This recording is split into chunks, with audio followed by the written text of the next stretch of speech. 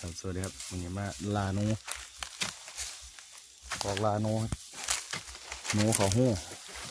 คือตัวเนิร์ดเงี้ยงบ่ทันนะครับเขาอยากครับบริเอาลงนี่ว่าเนาะทางขวดใส่เลย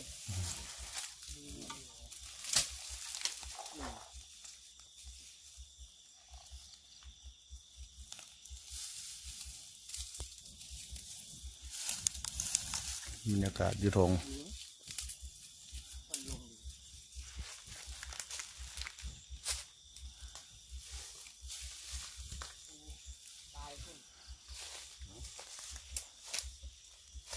ครับก่อนมุกนะเสร็จอยู่ในหัวสาพวกเราเลยนี่ไงพวกเราเลยพ่อไม่เอาหัว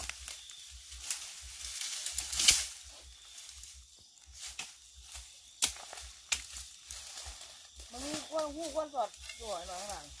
สอด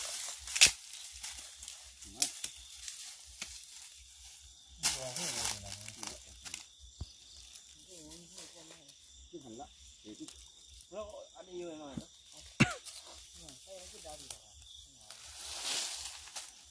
พุ่มลงพุ่มสองพุ่มอย่าปืนกูหักเด้มึงเด้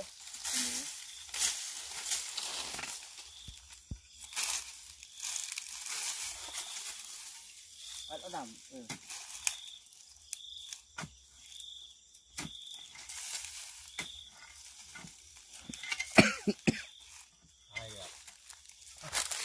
ให้คนตายวะมันตายหมดตายหมด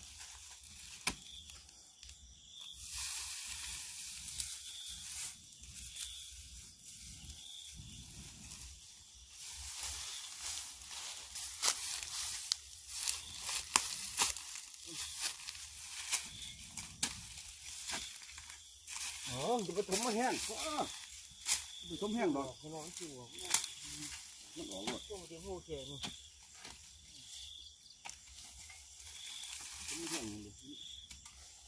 นะก็ตำมันเหี่ยง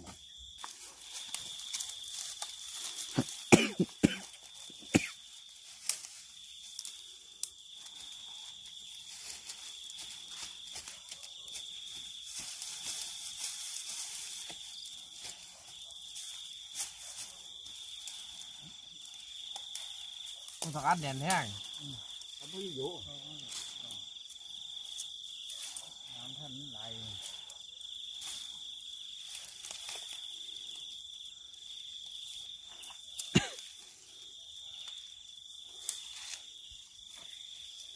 คิดว่ามันออกแห้งคิดเลย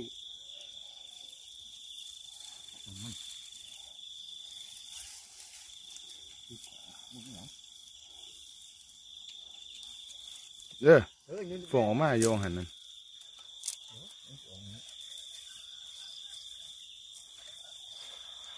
เห็นบ่ไม่มันด้านหยาอันนี้ออกมาเดี๋ยวหันด้านไฟพี่ด้วยมันฟองดงโหลดเอาหันนั่นเขาไปหยิบแม่นอยู่แม่นบ่แน่นแม่นก็บ่เหี่ยวเขาไปอีกแล้วไอ้ก็ห้องบ่อยู่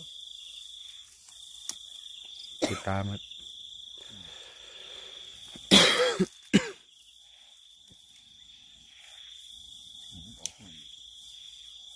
อันไหนดีมันออกแห้งเลยดอกบัดไปยังต้นไหนต้นไป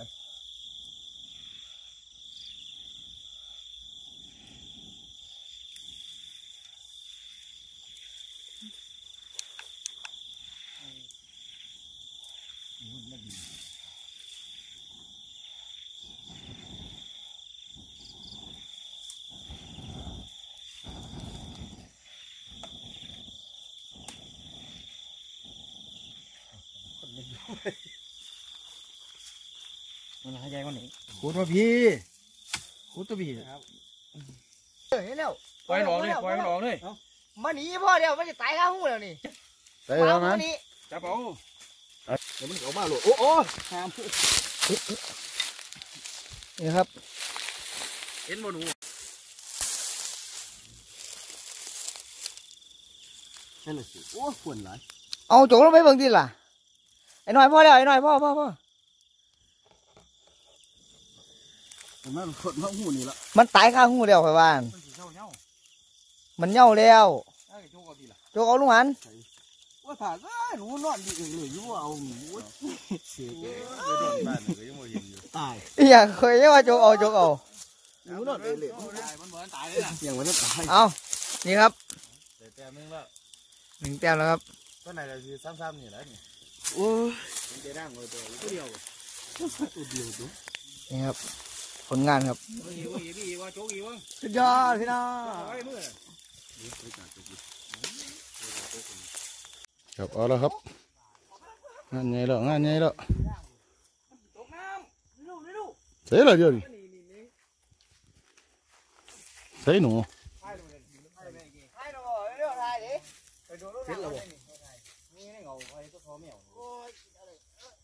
ก็ได้ยินเสียงมันแลนอยู่แต่วันนี้ไปกับหนูทองขาวนำเดินนี่ก็นี่เบิ้งนั่น ไปซ้ำตกใจตายครับหนูปุ่นตัวหนึ่งตีเงี้ยรู้เถอะเราไปน้ำคมโอ้ตาย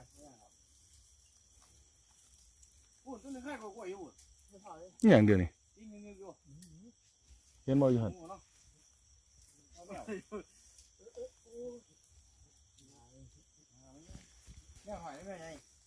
ได้ว่าอะไรเดียว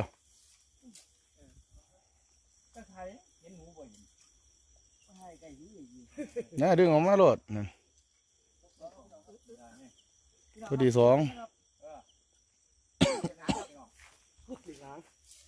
ยิ่งเดือดหางหนูสลบโอ้ยได้ยำหัวอยู่ตัวละโอ้ยมันบ่ตายเด้อเสียนั่นมันกัดมือเด้อโอ้ยหัวมาหาอยู่เด้อนั่น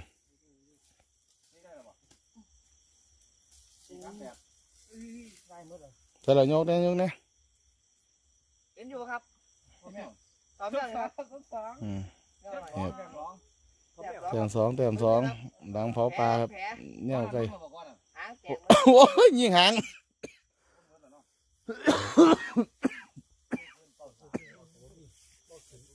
เดี๋ยวติดตามแต้มต่อไปครับ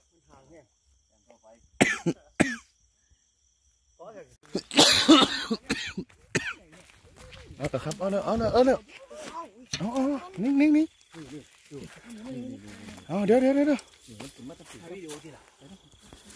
้เราเห็นหนูแล้วนี่ดูมันยังก็ดิดูดังเลยไปดังเลยนี่หินบ่อนี่ นะครับ นี่หัวนี่ไปยังด้วยนี่หินบ่อยับไปเห็นแล้วบ่โอ้ยหนูหน่อยโอ้ยหนูหน่อยพอแมวเราพูดข้างกล้วยเอานี่หูดังเด้อหูดังเอาหัวไปแต่ยำหูดังคนแดงจริงเลยเอื้อนกูนี่ดิ โอ้ย โอ้ยเจอบาดที่รักษาไปบาดที่กูมาลำคาญ ถือว่าครับ โอ้ยบ่หูดอก บ่ถือ ตายน่ะหนูนักบ้า โอ้ย โอ้ยเบิ่งเอาบาด หนูหน่อยนั่น เบิ่งผ่านเบิ่ง ไงเดี๋ยวดู ใหม่เหมือนกันยังหยิบบ่าอยู่ นั่น เว้ยมันตื่นไปเนาะ มันซักตายไปใส่ดอก พ่อแมวนี่เพิ่นว่าแมวหูด่าถูกโอ้ยของเจ๊นี่ดูนะนี่ โอ้ หนูบ่ อู้2 ตัวครับ อันนี้เฝ้า เขามันนี่เองเขามัน เดี๋ยว เราวิ่งเห็นแล้ว เห็นหรือเปล่า มันหูดังไปทั้งปุ่น ชูฉีมาสักทีเอ็ดมามันไว้ในท่าไหน หูก็ต้องดีดิพ่อแมว เลี้ยงมันมี2 ตัวเห็นคนละตัว สามตัวไปเลยหนูนั่นใกล้ๆนะ เป็นกระตาล่ะบ่ตาย เอา จ้าซื้อ เอาเหรียญไม่ได้เอา บ่ตายเอาแล้วมา เอา นั่น เอาเลี้ยงถือปืนไว้ จับหางเลยพี่น้องเลย 2 ตัวครับกอเดียว ตัวนี้ตัวใหญ่บ่ ใจเยอะ ไม่ตายตัวข่อยยิ่งหน่อย พี่น้องเอ้ยผู้ดังหลวนๆเลยบอกเลยพี่น้องเอ้ยวันนี้ ที่เด็กครับ พี่น้องเลย2ครับพี่น้องเราดี ท้องเลยครับ ตัวตามแต่เห็นอยู่ครับภาพ2เลยยิ่งเดียวเราถือ2แม่มึงเลยอุ้ยมึงเดียวอีดีดิ นี่เหรอก ล้องจะมองเลยครับพี่น้อง ก็อย่างนี้กันเลย เงี้ยครับพี่น้องครับ เบิ้งครับเบิ้งครับ บ่ตายครับพี่น้องครับ บ่ตายครับแต่เขียวบ่ยังครับ เบิ้งแต่หางครับเบิ้งครับ เฮ็ดยังไงบัดนี้มันบ่ตายดิ พี่ได้จะเงี้ยหัวโหลด ทางนี้บ่ ไปหัวเลย กูยิงก็ได้หูดังอีหลีนั่นน่ะเมื่อกี้ปล่อยแมงแลนเลยเลย โอ้ยไม่ได้พี่น้องเอ้ย นำเอาโดดวะพอแมวนี่วะประมาณแล้วได้ประมาณยังไม่ต้องสาดิ เอาลุยขอนนี่ยังเลยตัว ประมาณนั้นประมาณนั้น เอาลุยขอนนี่ยัง ประมาณนั้น ลุยขอนนี่ยังเลยตัวนี้บ่ตาย3 เอานี่ไงคอยยาวเห็ดมันแห้งดิยาวให้มันตายดิคอยมันสิซ้ำภาพ2เลยบางทีเหล่าบางทีบ่เสียว ใส่ลูกหมาเอาละพี่เบิ้ง ตัวนี้บ่ตายเลยนี่ตัวนี้บ่ตาย ใส่เอา มันตายกำข้อมันได้ คนละตัวเมื่อกี้ยิงหนูคนละตัว นี่ครับตัวนี้ครับ ว่ายิงกับควายกับควายมันยิงหัวหมู 2 แต้มเลยครับ ยิงแห้งกู เดียว น้องมันดูปุ๋ยเลยว้ย ภาพ2ครับภาพ2ตัวนึงตัวนึงถือนี่บ่ว่า ถือหัว เพิ่งก่อนรู้ว่าก็เกิดสินี่ดูมันซอยกันครับ เราแย่ไฟออกนะ 2 แต้มเฮา ไฟออกก็ไฟออกโอ้ยใหญ่แห้งเตาก็ได้เตาตายมาเป็น4ตัวโอ้ยยาวมาเปรียวๆใกล้ๆบ้านนึงได้4ตัวแล้วหนู ถือ2เทียเดียว งนทั้งหัวมันจูบกันอยู่บ่ค่อยถือทั้งสองเดี๋ยวจับไว้เอาไฟออกนี่เตาใต้ครับ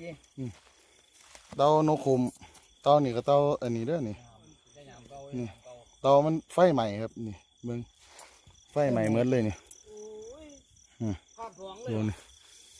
ไฟใหม่เหมือนครับเตามันขึ้นบ่ได้ขึ้นคู่บ่ได้ก็อันนี้ตายเลยเสียได้มัน โอ้ย แล้วไปผู้เฒ่าเพิ่นพัดนะครับโอ้ยหนูคักหนูเนี่ย ก็เดียว2ตัวเลยครับที่เดียวครับ เบิ้ง ก็เดียวภาพ2แล้ว ไฟใหม่วังคำนี่ยังว่าหนูขึ้นคักขนาดเลย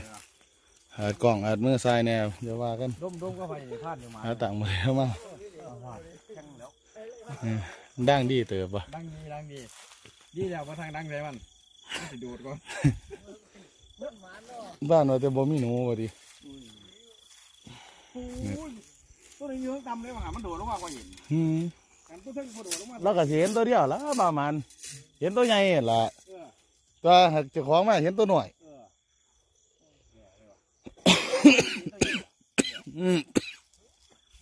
นะครับเดี๋ยวติดตามตอนต่อไปครับ ไม่แง่บ้างไม่แง่ ได้4 แต้มแล้ว ยังมัดจุก้อนนั่นล่ะมึงอัดหูดิกูไต่มึงเหี่ยวนี่ แต้ม1 2 3 4 4ตัวแล้วแต้มหาเขาหู้สิคุดเอา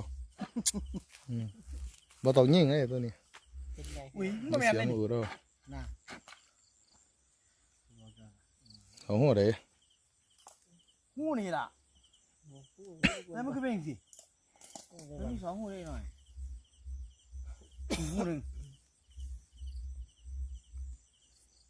มันสิสอดกันมาหลายหูว่ะ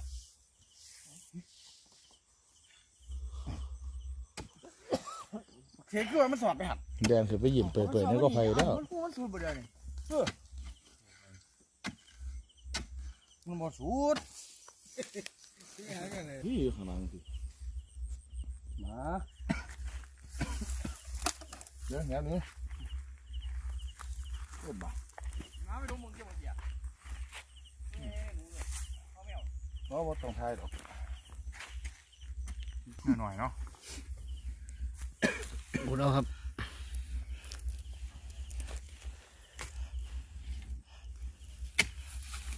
ทำไม่สูดโอ้พี่ละบัดเอ้า พี่ด้วย เย็นอัดไว้แต่ฟังเสียงรวดอึกได้ล่ะ ครับ